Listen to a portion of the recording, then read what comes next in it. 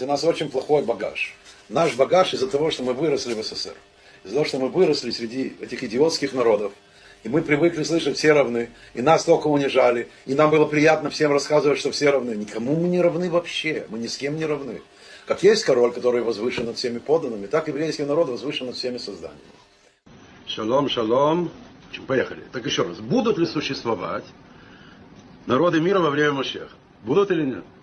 Хана им разрешает существовать.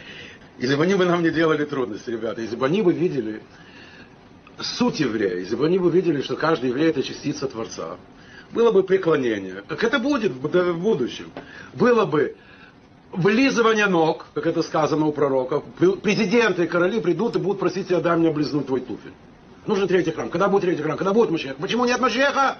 Мы еще не сделали 2800 рабов для каждого еврея. Мы не выполнили свою миссию. Есть пророчество. За каждую нить цицит будут держаться 10 человек из 70 народов. Есть 4 кисти, 2800. Какая же у них будет роль? Что будут делать те, кто не принадлежит к еврейскому народу? Ради еврейского народа создан мир. Мир – это место, где надо исполнять то, что написано в Торе, тем, кому Тора дана. Понятно? Вот для этого есть мир.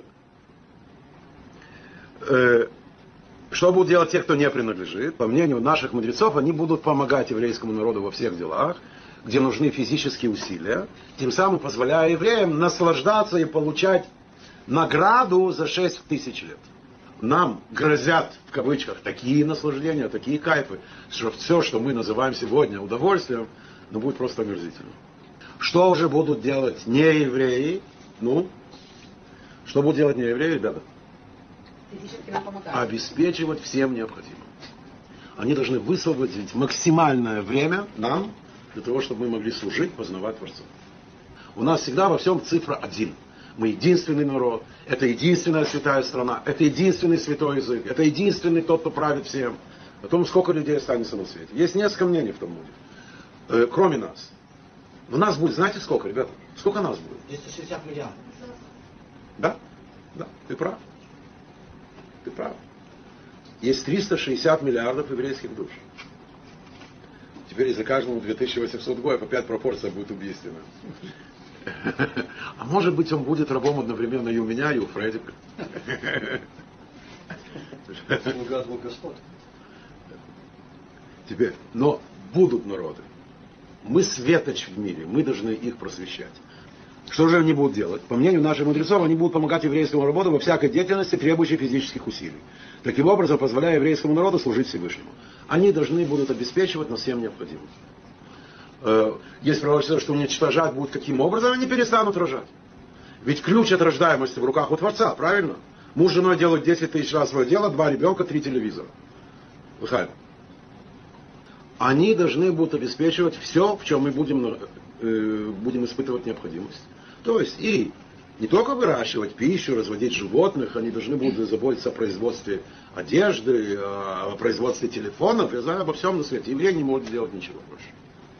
Самый страшный негодяй первый нам рассказал о Машехе, что у нас будет Машех, уничтожим все народы.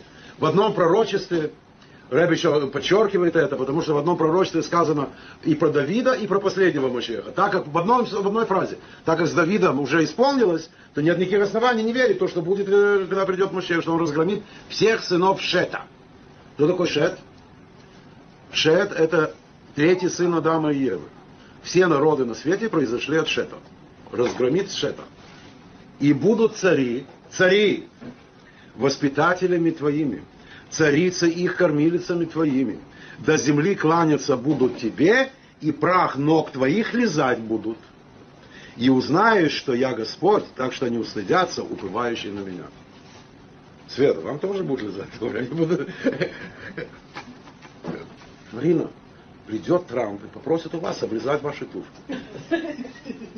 В Талмуде сказано: всякий, кто тщательно исполняет заповедь цицит, получит для себя 2800 слуг из народов мира во времена Машеха.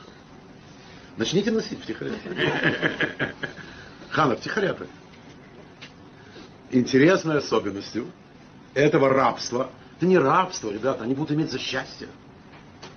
является тот факт, что все это будет Ваше место у параши. Я тоже так думаю.